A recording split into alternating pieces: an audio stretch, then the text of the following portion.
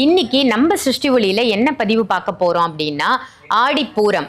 ஆடிப்பூரத்தோட சிறப்புகள் என்ன, நம்ம எப்படி வழிபடணும் அப்படிங்கறத தான் சாய் பாலாஜி அவர்கள் கிட்ட கேட்டு தெரிஞ்சுக்கோம். ஆடிப்பூரம் அப்படின்றது ஆண்டாள் அவதரித்த நாள், அம்பாள் அவதரித்த நாள் அப்படின்னு சொல்லலாம். அதாவது ஆண்டாள் அப்படின்றவங்க வந்து இப்படி கை வச்சிருப்பாங்க, அதுதான் பாவை விளக்குன்னு சொல்லுவாங்க. அந்த பாவை விளக்கு தான் ஆண்டாள். இந்த மாதிரி விஷயங்கள் பண்ணும் பொழுது ஆண்டாளின் அனுகிரகத்தினால, பெருமாளின் ஆசினால. இப்ப நீங்க பாத்துட்டு இருக்கிறது அம்பாளினுடைய திருமுகம். வரலட்சுமி நோன்பு வரப்போகுது இல்லையா? வரலட்சுமி நோன்புக்கு கலசம் வைக்கும் முறை அப்படிங்கிறது எல்லாருடைய இல்லங்கள்லயும் வருஷத்துக்கு ஒரு முறை கண்டிப்பா செய்வோம். ஸோ அந்த கலசம் நிறுத்துறதுக்கு அம்பாளினுடைய திருமுகங்கள் தேவைப்படும். ஸோ அந்த திருமுகம் தான் நம்ம சிருஷ்டி ஒளியில இப்ப நியூ ஸ்டாக் வந்திருக்கு. இது வந்து கோல்டு கோட்டிங்ல இருக்கு, இந்த திருமுகம் சில்வர் கோட்டிங்ல இருக்கு. நல்ல திருத்தமா அழகா இருக்கக்கூடிய இந்த திருமுகத்தின் விலை 1100 ரூபாய். இதுவும் 1100 ரூபாய் தான். ஸோ உங்களுக்கு எந்த திருமுகம் வேணுமோ, பின்பக்கம் பார்த்தீங்கன்னா ரொம்ப அழகா ஹோல்ஸ் கொடுத்துருக்காங்க. நீங்க அந்த தேங்கால கட்டுறதுக்கு ரொம்ப அமைப்பா இருக்கும். ஸோ இந்த திருமுகம் யாருக்கு வேணுமோ வீடியோல தெரியுற நம்பருக்கு கால் பண்ணி உடனே புக் பண்ணிக்கோங்க. சிருஷ்டி ஒளி சொந்தங்கள் அனைவருக்கும் அன்பான வணக்கங்கள். இன்னைக்கு நம்ம சிருஷ்டி ஒளியில என்ன பதிவு பார்க்க போறோம் அப்படின்னா ஆடிப்பூரம். ஆடிப்பூரத்தோட சிறப்புகள் என்ன, நம்ம எப்படி வழிபடணும் அப்படிங்கறத தான் சாய் பாலாஜி அவர்கள் கிட்ட கேட்டு தெரிஞ்சுக்க போறோம். அதுக்கு முன்னாடி நாக பஞ்சமி, கருட பஞ்சமிக்கு நம்ம சிருஷ்டி ஒளியில நாகர் வழிபாடு செய்வதற்கான அழகான இந்த நாகம் வந்து இருக்கு. இது வந்து நம்ம ரெகுலராகவே கொடுத்துட்டு இருக்கோம். நாகதோஷம், சர்பதோஷம் யாருக்கெல்லாம் இருக்கோ அவங்க இதை வாங்கி பயன்படுத்திக்கலாம் அப்படின்னு சொல்லிட்டு, உங்களுக்கும் நாகதோஷம் சர்பத்தினால் ஏற்பட்ட கோளாறு ஏதாவது இருக்கு அப்படின்னா 500 ரூபாய் மதிப்புள்ள இந்த நாகரை வாங்கி உங்க வீட்டுல பூஜை பண்ணி கரெக்டா இந்த நாக பஞ்சமி அன்னைக்கு, கருட பஞ்சமி அன்னைக்கு பூஜை பண்ணி கருடரையும் வழிபட்டீங்கன்னா அந்த சர்ப தோஷங்கள் வந்து விலகும். இதற்கான முழு பதிவு இந்த பதிவுக்கு அப்புறமா உங்களுக்கு போடுறோம், அதையும் பாருங்க. ஸோ இது உங்களுக்கு நிச்சயமாக பயனுள்ள தகவலா அமையும். வேணுங்கிறவங்க வீடியோல தெரியுற நம்பருக்கு கால் பண்ணி ஆர்டர் பண்ணி பயன்படுத்திக்கோங்க. இப்ப வந்து இன்னைக்கான பதிவுக்குள்ள போயிடலாம். வணக்கம் ஜி. வணக்கம் சார். ஜெய் புவனேஸ்வரி. ஜெய் புவனேஸ்வரி. ஆடிப்பூரத்தோட ஸ்பெஷல் என்ன, ஆடிப்பூரத்துல அம்பாள் வழிபாடு எப்படி செய்யணும்னு மக்களுக்காக. ஸோ எப்போ கேள்வி கேட்டாலும் குரு வணக்கத்தை பார்த்துட்டு அந்த கேள்விக்கான பதில் போயிடலாம்.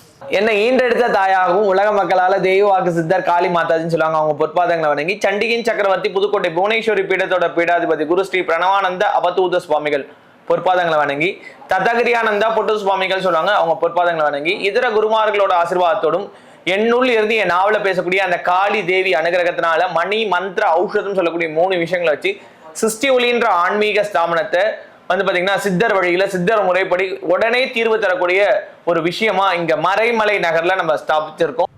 ஆடிப்பூரம் அப்படின்றது ஆண்டாள் அவதரித்த நாள், அம்பாள் அவதரித்த நாள் அப்படின்னு சொல்லலாம். அதாவது ஆண்டாள் அப்படின்றவங்க மகாலட்சுமி தாயார் பெருமாளை பிரிஞ்சு பெருமாளை மனித அவதாரத்திலிருந்து அடைய முடியும் அப்படின்றத காட்டின ஒரு அற்புதமான அவதாரம் தான் ஆண்டாள். சூடி கொடுத்த சுடர்கொடி அப்படின்னு சொன்னாங்க. இன்னைக்கும் வந்து பாத்தீங்கன்னா ஆண்டாளுக்கு அணிவிக்கிற மாலையை தான் பெருமாளுக்கு சாத்துவாங்க. அதாவது பெருமாளோட தீவிர பக்தனான ஒரு ஆழ்வாரோட பொண்ணா வந்து ஆண்டாள் அவதரிக்கிறாங்க. ஒவ்வொரு நாளுமே அவர் கையினால அந்த ஒரு கார்டன் உருவாக்கியிருக்காரு. அந்த கார்டன்ல இருந்து எடுக்கக்கூடிய பூக்களை அவர் கையினாலே தொடுத்து அதை எடுத்துட்டு போய் ரங்கநாதருக்கு அணிவிக்கிறாரு. அது வந்து அவருக்கு ஒரு சந்தோஷத்தையும் மன நிம்மதியும் கொடுக்குறது. இன்னைக்கும் நம்ம வெளியில இருந்து மாலைகளையோ பூக்களையோ வாங்கிட்டு போய் நம்ம போடுறதோட நம்ம கையினால தொடுத்து எடுத்துட்டு போய் போடுறதுன்றது ரொம்ப சிறப்பு வாய்ந்தது, இறைவனோட அனுகிரகத்தை பெறக்கூடியது. அப்படி ஒவ்வொரு நாளும் போடும் பொழுது அந்த ஆண்டாளா பிறந்த அந்த அம்பாள் கேட்கிறா, அப்பா ரங்கநாதனுக்கு இது போடுறீங்களே, இது அவர் ஏத்துக்கிறாரா அப்படின்னு. ஒரு நாள் என்ன பண்றாங்க, அவங்க அப்பாவுக்கு தெரியாமலே அந்த மாலை எடுத்து தனக்கு போட்டு எவ்வளவு அழகா இருக்கும்னு பாத்துடுறாங்க. இதை பார்த்து அவங்க அப்பா என்ன பண்றாரு, சாமிக்கு அணிவிக்க வேண்டிய மாலையை மனித அவதாரம் எடுத்த நீ இப்படி பண்ணிட்டேன்னு சொல்லி அடிக்கடி நடிக்கிறாரு. அப்பா இல்லப்பா, நான் போட்ட மாலையை பெருமாள் ஏத்து பார்ப்பா, நீ போட்டு பார்ப்பா, நீ தப்பு பண்ணிட்டேன்னு சொல்லி வேற மாலையை தொடுத்து எடுத்து போய் போற. எத்தனை மாலை போட்டாலும் பெருமாள் ஏத்துக்கவே இல்லை. அப்பா நான் மறுபடியும் சொல்றேன், நான் போட்ட மாலையை பெருமாளுக்கு போட்டு பாருங்க, கண்டிப்பா இது சரி குழந்தை தானே சொல்லுதுன்னு சொல்லி எடுத்து போய் போட பெருமாள் வைத்துக்கிட்டாரு. ஸோ அதனால இன்னைக்கும் பெருமாளுக்கு ஆண்டாள் போட்ட மாலையை தான் போடுவாங்க. அதே போல ஆண்டாள் வந்து பாத்தீங்கன்னா மனித அவதாரமா இருக்கும் பொழுது பெருமாளை தான் கல்யாணம் பண்ணுவாங்க. எத்தனை வரன்னு பார்த்தாலும் அதெல்லாம் முடியாது, ரங்கனை தான் கல்யாணம் பண்ணுவேன், ஸ்ரீரங்கநாதனை தான் கல்யாணம் பண்ணுவேன். மா அவர் வந்து கடவுள்மா, நீ வந்து மனித குழந்தைமா, நீ எப்படிமா கல்யாணம் பண்ணுவ? ஏன்னா அவருக்கு தெரியாது இல்லையா, அம்பாள் விளையாடுறா பெருமாள் விளையாடுறான்னு தெரியாது இல்லையா. அப்ப ஒவ்வொரு நாளும் மார்கழி மாதத்துல காலையில எழுந்து திருப்பாவை பாடி, ஒவ்வொரு நாளும் நித்தபடி திருப்பாவை பாடி, அந்த திருப்பாவையின் அந்த அனுகிரகத்தினால அந்த ஆண்டாளினோட அப்பாவோட கனவுல இந்த மாதிரி உன் பொண்ணை வந்து மணப்பெண்ண அலங்கரிச்சு கூட்டிட்டு வா, நான் வந்து கல்யாணம் பண்ணேன்னு சொல்றாரு. இவங்களாம் அலங்கரிச்சு கூட்டிட்டு அப்பா கடவுளுக்கே நான் வந்து சம்பந்தி ஆக வரேன்ற நம்பிக்கையோட போறாரு. போனா என்ன ஆகுதுன்னு ஆண்டாள் போயிட்டு அந்த பெருமாளோட பாதத்தோட்டு பெருமாளை ஒன்றனை கலந்துடுறாங்க. ஐயோ நான் எப்படி என் பொண்ணை பார்ப்பேன், நான் என் பொண்ணை பார்க்க முடியலன்னு அழுகுறாரு. சரி, அப்பதான் பெருமாள் வந்து சொல்றாரு, இந்த மாதிரி வந்து ஆண்டாள்ன்றது வந்து லக்ஷ்மி தேவி தான், என்னோட இதுல ஒரு விஷயத்தினால பிரிஞ்சு வந்தாங்க, உன்னோட இடத்துல அவங்க வளரணும்னு ஆசைப்பட்டாங்க, அதனால வளர்ந்து ஒவ்வொரு நாளும் அவங்க அணிஞ்ச மாலையை நான் அணிஞ்சிட்டு வந்தேன், இந்த வந்து நீ இது பண்ணலாம் அப்படின்னு. ஸோ அடையவே முடியாது இலக்கு அப்படின்னு ஒரு வாழ்க்கையில எதுவுமே கிடையாதுன்றது ஆண்டாளோட பிறப்பு வந்து நமக்கு வந்து எடுத்துக்காட்டுது. அதாவது ஒரு மனிதனா பிறந்த யாரா இருந்தாலும் ஒரு இலக்கை நோக்கி அந்த இலக்கை தொடர்ந்து பயணிக்கும் பொழுது அந்த இலக்கனோட எண்ண அலைகள் நம்மளை கொண்டு போகுது. அது பிரபஞ்ச சக்தின்னு சொல்லலாம், இறை ஆற்றல் சொல்லலாம், உங்களுக்குள்ள இருக்கிற உத்வேகம் சொல்லலாம். ஸோ அந்த விஷயத்த நீங்க அடையணும்னா இந்த ஆடி பூரத்தன்னைக்கு ஆண்டாளோட போட்டோவையோ இல்ல வீட்டுல வந்து இந்த பாவை விளக்கு, நிறைய பேர் வீட்டுல வந்து இப்படி கை வச்சிருப்பாங்க, அதுதான் பாவை விளக்குன்னு சொல்லுவாங்க. அந்த பாவை விளக்கு தான் ஆண்டாள். ஸோ அந்த பாவை விளக்குல வந்து விளக்கேற்றி அந்த வந்து வழிபாடு பண்றது ரொம்ப சிறப்பு. ஸோ அந்த விளக்குல வந்து பாத்தீங்கன்னா ஒரு டைமண்ட் கல்கண்டு போட்டு நெய் விட்டு தாமரத்தண்டு திரி போட்டு வேண்டிக்கணும். அந்த விளக்குல சுடரோல வேண்டிக்கணும். நம்ம கிட்ட பாவையோட தீபமே இருக்கு, தனியாவே தீபம் இருக்கு, விளக்கும் இருக்கு.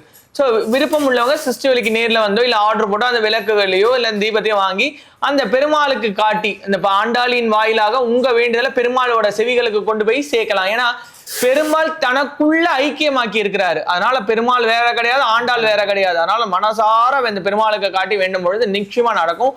அதே போல அன்னைக்கு வந்து வளையல், இந்த கண்ணாடி வளையலை வந்து வீட்டுல பூஜை பண்ணதுக்கு அப்புறம் கோவில்ல இருக்கக்கூடிய சுமங்கலி பெண்களுக்கு கண்ணாடி வளையலும் மாங்கல்ய சரணையும் கொடுக்கணும். என்னங்க ஆடி பெருக்குக்கும் இதைதான் சொல்றீங்க, ஆடி பூர்வத்துக்கும் இதைதான் சொல்றீங்க அப்படின்னம்னா, ரெண்டுமே ஆடி மாதம் அம்பாளுக்குரிய மாதம். இந்த மாதத்துல அம்பாள் அவதரிச்சிருக்கா அப்படின்னு சொன்னதுனால இந்த இதுல வந்து பாத்தீங்கன்னா நீங்க மருதாணி கோன் வைக்கலாம், கண்ணாடி வளையல் வைக்கலாம், சீப்பு வைக்கலாம், அப்புறம் பாத்தீங்கன்னா முகம் பார்க்குற கண்ணாடி, மஞ்சள், குங்குமம், அந்த அப்புறம் ஒவ்வொரு இதுலயும் வாசனை மலர்னும் போது மல்லிகை பூ, இந்த மாதிரி சிறு துண்டு வச்சு குங்குமம் தெரிச்சு அம்மா நீங்க வச்சுக்கோங்க சொல்லலாம். இந்த மாதிரி திருமணம் ஆகாத பெண்கள் கூட இந்த நாள்ல நீங்க அந்த மாதிரி செட்டை வாங்கி நீங்க வந்து கோவில்ல பூஜை பண்ணி நீங்க அவங்க கையினால ஒரு 9 பேருக்கோ இல்ல 18 பேருக்கோ தானம் கொடுக்க சொன்னீங்கன்னா அவங்களுக்கு வந்து பாத்தீங்கன்னா அந்த திருமண பாக்கியம். இதே குழந்தை பேர் இல்லாதவங்க இதே மாதிரி ஆண்டாள நினைச்சு எனக்கு வந்து டாக்டர் வந்து வாய்ப்பே இல்லைன்னு சொல்றாங்க, ஆனா உன்னை நான் நம்புறேன், உன்னோட அருளாசினால எனக்கு வந்து கையில எல்லாரும் வளையலா போடுவாங்க சொல்லி கொடுத்துட்டு இப்போ வந்து பாத்தீங்கன்னா இப்போ ஒருத்தவங்களுக்கு நம்ம வந்து தானமா கொடுக்குறோம், ஒரு 8 வளையல் தானம் கொடுக்குறோம்னா 4 வளையல் அவங்களை எடுத்துக்க சொல்லிட்டு மீதி 2 வளையல் நம்ம கையில போட்டு விட்டு சொல்லணும், அம்மா நீங்க ஆசீர்வாதம் பண்ணுங்க. ஏன்னா கொடுக்குறவங்களே அவங்க தெய்வமா கருதி அம்மா நீங்க ஆசீர்வாதம் பண்ணுங்க, எனக்கு வந்து குழந்தை பேர் கிடைக்கணும் அவங்க கையினால அதை போட்டு விடும் பொழுது வெகு விரைவில் அந்த குழந்தை பாக்கியம். அதே மாதிரி திருமண பாக்கியமும் அதே தான், அவங்க கையினால குங்குமம் வச்சு விட சொல்லணும். ஸோ இந்த மாதிரி விஷயங்கள் பண்ணும் பொழுது ஆண்டாளின் அனுகிரகத்தினால பெருமாளின் ஆசினால நிச்சயமா நாங்கள் வீட்டுல பூஜை பண்ணிட்டு கோயிலுக்கு போயிட்டு வரோம். சிறப்பு ஜி. இந்த ஆடிப்பூரம் ஒரு அற்புதமான ஆடிப்பூரமா உங்க எல்லாருக்கும் அமையட்டும். திருமண பாக்கியம், குழந்தை பாக்கியம் கிடைக்கணும் அப்படின்னு நினைக்கிறவங்க இந்த ஆடிப்பூரத்துக்கு அம்பாள் ஆலயத்திற்கு சென்று நீங்க வந்து வளையல்களை தானமா கொடுங்க. அதே மாதிரி சுமங்கலி பெண்களுக்கும் வளையலை தானமா வாங்கி கொடுத்து நீங்களும் வளையல் அணிஞ்சுக்கோங்க. நிச்சயமாக நல்லது நடக்கும், நல்லது மட்டுமே நடக்கும். இதே மாதிரி வேற ஒரு நல்ல பதிவுல சிருஷ்டி ஒளியிலிருந்து சாய் பாலாஜி அவர்களோட உங்களை நான் சந்திக்கிறேன். நன்றி, வணக்கம்.